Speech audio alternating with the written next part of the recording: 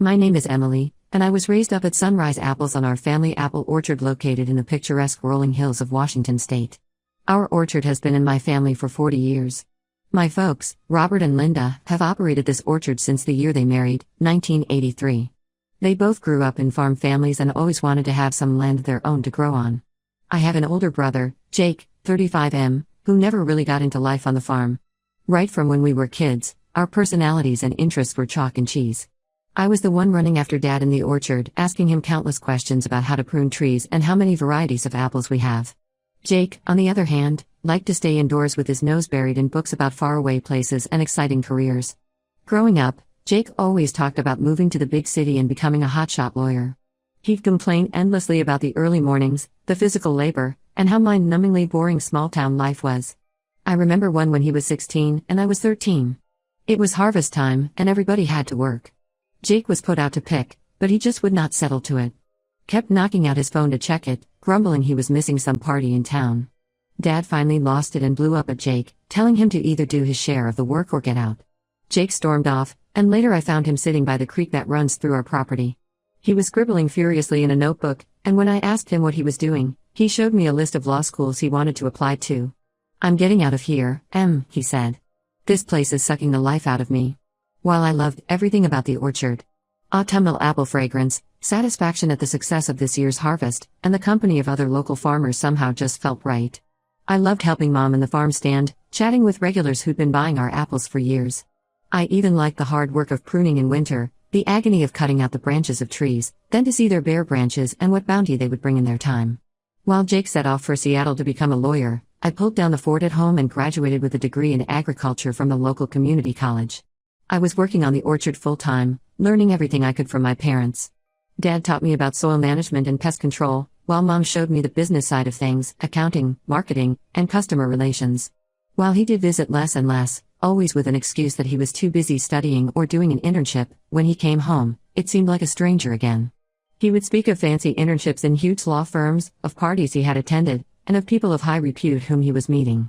As if he wanted to impress us with something that would only drive us further apart. It was during that time that I met my husband, Tom. He was a new teacher in the local high school and became one of the visiting groups with his kids. The initial day we met, we started bonding over the love of outdoors and small-town living. Before long, he became a part of the family, learning the ins and outs of the orchard business and pitching in when the busy seasons arrived. 5 years ago this coming summer, our dad took ill, an apparent mild heart attack that luckily did not have any long-term consequences. All the same, the event served as a wake-up call for us all. I can still recall sitting in the waiting room of the hospital, fearing that we'd lose Dad. Jake had flown in from Seattle, looking ruffled and almost out of character with his very expensive suit. After Dad got better, Mom and Dad started talking about retirement and what to do with the orchard. I assumed it was going to go to me because I had been working there my entire life, but then suddenly, Jake took a growing interest in the family business. It seemed to come out of nowhere.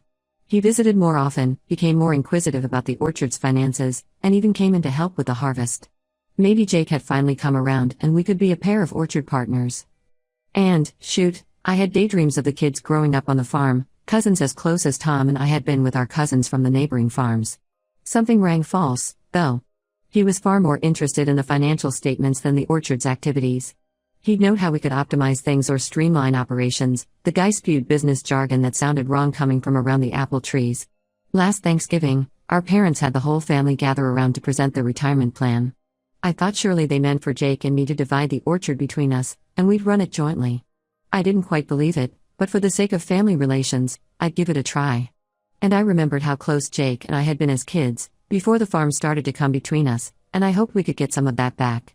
Over the next few months, Jake began pushing for changes that could be anything from modernization of operations, to expansion into hard cider production, to even talk of selling off part of the land for a housing development. I resisted, saying we should stick to what we knew and what had worked for nearly 100 years. Tom tried to be a peacemaker by suggesting compromising solutions, but Jake always seemed to have a counterargument at the ready. Things were at their head last month when I was in the barn repairing some stuff on an equipment and heard Jake talking on the phone. At first, I didn't really pay a lot of attention until he said something about forcing her out and full control of the assets. Then I realized he was talking about me in the orchard. My heart started to race. I could feel my blood run cold as Jake related how, by some legal legerdemain, He proposed to end up with full control of the orchard and then turn right around and sell it to some gigantic farming concern for a gigantic profit. He was laughing how easy it would be for him to outmaneuver me since I did not know the first thing about real business. I was devastated. This was more than just a business, this was my home, my heritage, my blood, my entire life. I went to him right away, and my hands just couldn't stay from shaking when I told him what I'd overheard.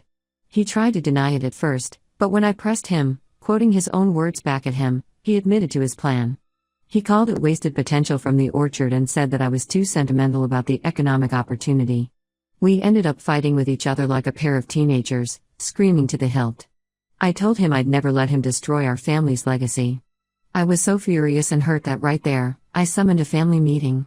Our parents, Jake's 33th wife Sarah and Tom were all there. As my eyes started to well up, I lamented about the plan to everyone, showing them my notes on his telephone call and all the research on the company he wanted to sell to. Our parents were shocked and livid. Mom started bawling, asking Jake how he could do this to his family. Dad's face was drawn and pasty, looking older than he ever had. Jake started in with the explaining that he was just exploring options for the orchard's future. But it was clear to all of us that he had laid plans to build this kind of double cross for months, maybe years. Sarah had unconcealed shock written all over her face. If truth be spoken, she had barely been married to Jake for 2 years, and I could guess that amidst all this, she might be the one left completely clueless. She kept glancing at Jake and then toward us, perhaps trying to figure out who this man was that she had married who had snuggled in here. The reaction was severe.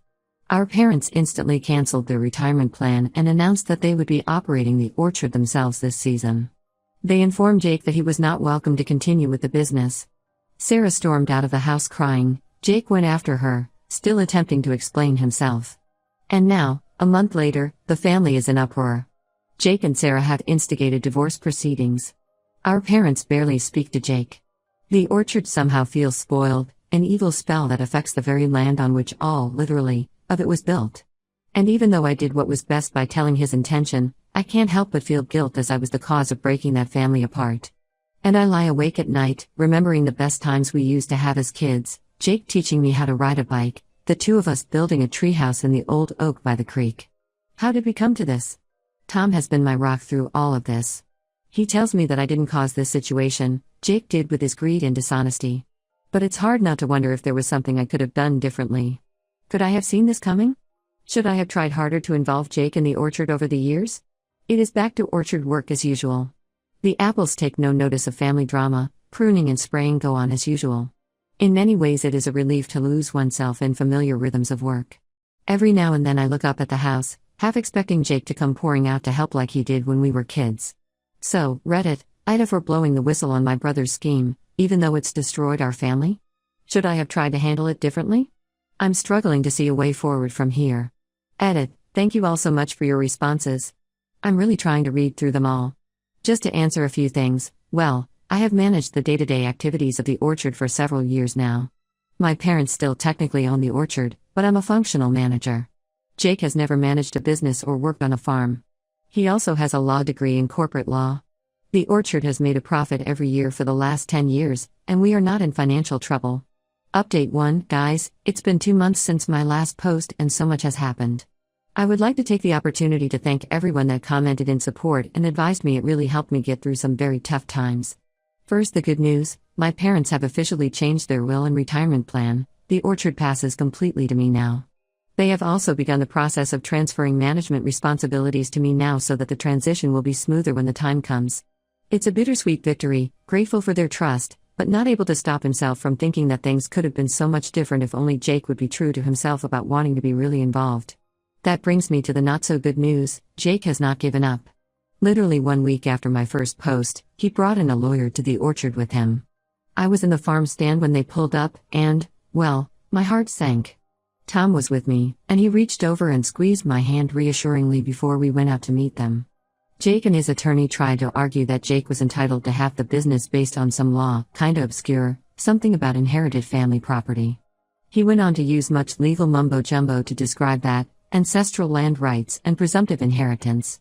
At least my parents quickly shot that down too by documentation, showing the orchard had never been inherited, they built it from scratch. Dad even pulled out the original deed of sale from when they bought the raw land back in '83. By the end of the conversation, Jake was furious. He accused us of plotting against him and said we'd regret this. I felt like I was staring at a stranger who wore my brother's face. As the car drove away, I really did find myself wondering what had happened to that boy who used to slip me extra cookies when Mom wasn't looking. But that didn't end the matter. Jake began spinning stories around town that I had manipulated our parents and robbed him of his due inheritance. Some people actually believed him, and we lost a few longtime customers at the farm stand. Mrs. Johnson told me she couldn't support a business built on family betrayal. She'd been buying our apples for Sunday pies for over 30 years now. That broke my heart. Knowing this, I took things into my own hands.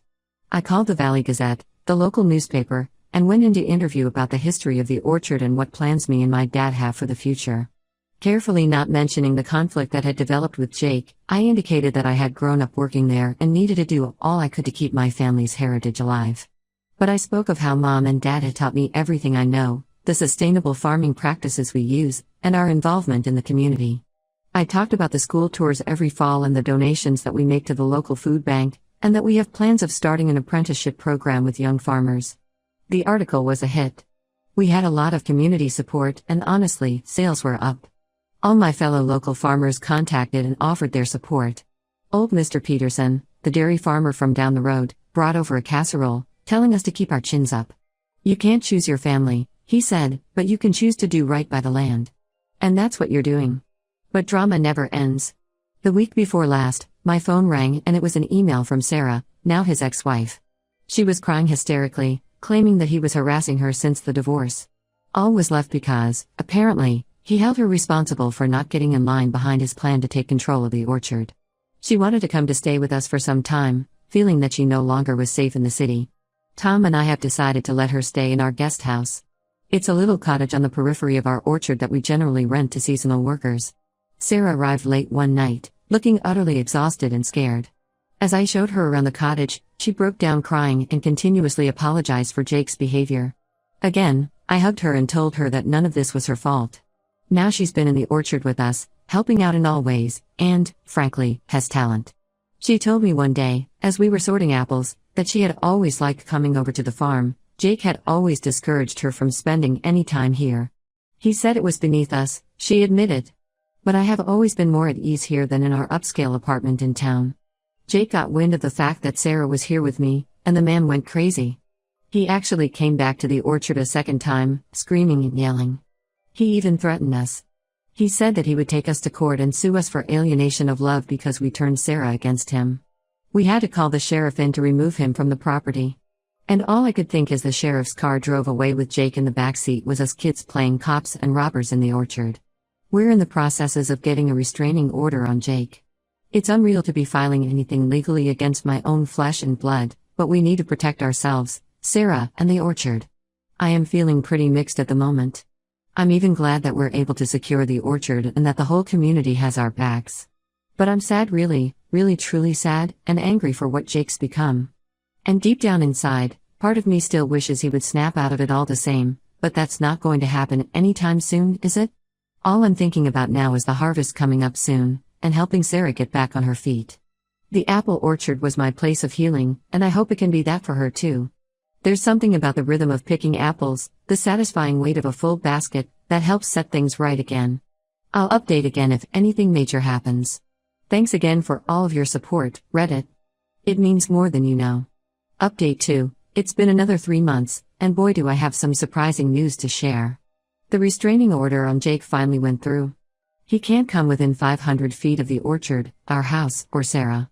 It has granted us some peace to be able to focus on this harvest that has been going on.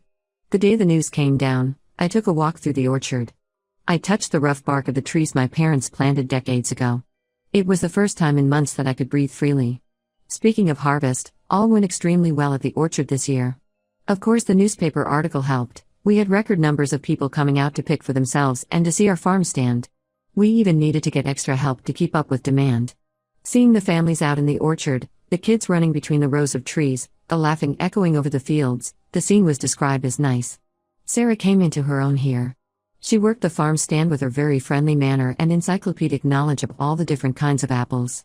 She even started thinking of new recipes for our bakery section, and her apple cinnamon muffins became one of the most favorite pastries we offer. And now the surprising part. Last week, Jake emailed me. He emailed me an apology for his behavior and asked if I would meet him so we could talk. At first, I was wary, remembering the pain he had caused. But after talking it over with my parents and Tom, I decided to meet him at a neutral spot in town, a local coffee shop.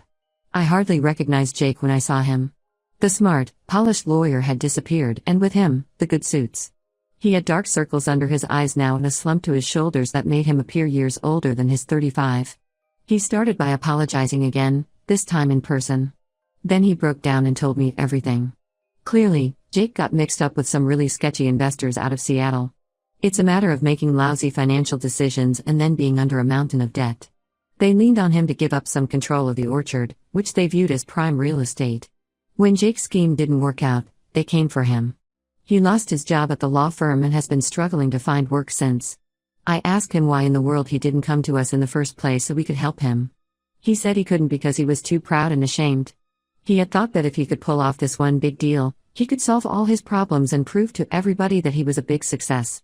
As Jake spoke, I remembered the little boy who used to run to me with scraped knees and broken toys, trusting me to fix everything. It was hard putting that image and the man across from me into one, but I could see lost little boy sparkles in his eyes. I said that I appreciated his honesty, but it didn't excuse what he did, I told Jake. The thing is, he said, can't be easily fixed up. He nodded, saying that he didn't want to be forgiven, but he just wanted the both of us to know the full thing. Later that night, I sat down with our parents and told them everything. It was quite a long, tearful discussion. Mum cried about how close Jake and I used to be when we were children. Dad was more skeptical. He thought that maybe Jake was trying to manipulate us again. Still, we gave the benefit of the doubt, if only to want to mend things with Jake. We have resolved to help Jake to pay off his debt, but under very strong conditions. He will go through financial counseling, and he will be required to work on the orchard every weekend for 1 year to compensate us. He is to have absolutely no say in the business decisions, but we're doing it so he has a chance with it to get reconnected with his roots and rebuilding the lost trust. When we told Jake our decision, he started to cry. He hugged each and every one of us, repeated thank you time after time. It was awkward, emotional, but this felt a little step in the right direction to me. Sarah was very hesitant at first, understandable with what the case was like with Jake. But she told me that after a really long talk with her, she was only tentatively hopeful. She's decided she will stay in town and has even started taking classes at the community college in agricultural business. I never thought I'd say this, she told me. But I think I found my calling here on the farm. Me? I'm just trying to put it all in me mind. I'm relieved Jake admitted it, but, on the other hand, he's got me nervous. This is gonna be a long way back for our relationship. One day at a time now, dealing with what I can control, working on the orchard, supporting our family, our community. Last weekend, Jake began to work on the farm for the first time. As he and I pruned the young trees, I explained to him that this would be part of their future shape and how important it was. I remembered how the same thing was when we were little children, when Dad once demonstrated it. For a moment, it seemed that old times had just reinvented themselves again. But then I remembered all that had happened, and I knew things would never be quite the same. Still, as I watched Jake carefully trimming branches, his face screwed up in concentration, I felt a glimmer of hope. Maybe, just maybe, we might grow something new from these old roots. I'll update again, if there's anything major. Thanks for sticking with me, this has been a wild ride. Reddit. Update 3, well, it has been 6 months now since the last time I wrote. I'm happy to say that the situation has finally normalized into the next gear. Jake had been true to his word. He had been turning up to the orchard every weekend, rain or shine, to work off his debt. The first couple of weeks had been really uncomfortable and strained. He had no idea what to do at first, of course, so I had to teach him everything from the get-go. There were moments of frustration on both sides, Jake getting annoyed at his own inexperience and with me, since I had to repeat instructions several times. But soon enough, we found our rhythm again. They say, when Jake concentrates, he learns pretty fast. The confidence would grow, somehow, after every skill he would master. Jim was able to graft his first apple tree a month ago. That look on his face was exactly the same as when we were kids, and he would produce A+ papers to the family. He is no longer the big brother that grew up with me, but piece by piece I am finding remnants of the Jake I once knew, the one that would climb trees with me and have an apple-eating marathon with me. The other day, we sat resting under the shadow of an old Macintosh tree, and he began reminiscing on the time we tried to build a treehouse and ended up with more splinters than planks. We were laughing so much it just hurt our sides, and there, for a minute, it was like these last few years just hadn't taken place. The more surprising development to come out of all this is Jake's newfound interest in the orchard itself. He keeps coming with questions about the various apple varieties, pest control, and even some with suggestions about how to expand our cider production. Obviously, he's been doing some homework on his own. Last week, he had obviously been doing his homework because he presented a thoughtful plan for introducing a new line of organic apple products, and I was impressed. That means he indeed had to listen carefully to all the sustainable farming practices we have in place. Our parents have caught on as well. They are guarded but now allow Jake to sit at some family dinners. Just last week, Dad led Jake on a tour of the new irrigation we put in. I could hear them talking about conservation methods, and it brightened my heart to see them connecting over something so critical to the future of the farm. Sarah is one of the best things that have happened to our operation. Racing to graduation in an agriculture business course, she has been applying her learning to streamline our operation. First, she revolutionized our inventory management system and has some good ideas on how we can increase our web presence. To boot, she and Jake have managed to establish a civil working relationship, which I honestly never thought I would see. There is still tension there, but they both are trying for the orchard and the family. With regard to the orchard itself, we are flourishing. Goodness, we made out like a bandit with all the free publicity from last year's drama. We are a minor local legend at this point. Our farm stand has blossomed into a quaint little country store, and we are selling more than just apples, jams and pies, both home-baked and store-bought, and a new line of hard ciders. Jake's obscure lawyerly expertise even came in handy there, navigating us through all the red tape to get our license to sell alcohol. I've done much soul searching over the last year and a half. I wouldn't wish this experience on anybody in the world, but I can't help but admit that some good has come out of the tests. Our family bonds have been sorely tried and tested by fire, and they are now stronger than ever. We have all learned some valuable lessons in communication, trust, and the true meaning of honesty. Though Jake has a long way to go before he regains all of our trust, for now, I can be cautiously optimistic about both our future as a family and as a business. Sometimes, I have come to learn that the greatest hardships yield the most unexpected opportunities to grow stronger and reconcile. Thank you, Reddit. You were there through the whole thing, and your support and advice have been invaluable. I hope to never have to post about family drama ever again, but I'm so grateful for this community and the wisdom you have shared.